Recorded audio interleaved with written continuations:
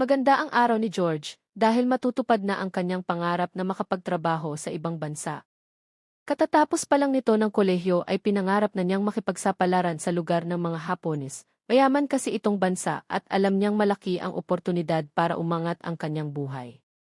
Isang mechanical engineer si George, nagtapos sa isang kilalang unibersidad, 27 anyos may asawa pero walang anak.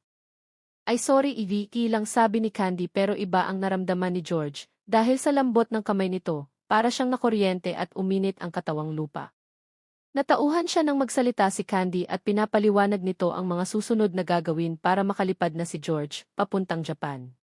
Tahimik na nakinig sa paliwanag pero natuon ang kanyang mga mata sa malulusog na dibdib ng dalaga at pumasok sa isipan kung gaano kaya kasarap lamasin ito. Makinig naman kayo, bulyaw ng clerk sa kanya na parang nakahalata sa kanyang suso nakatingin.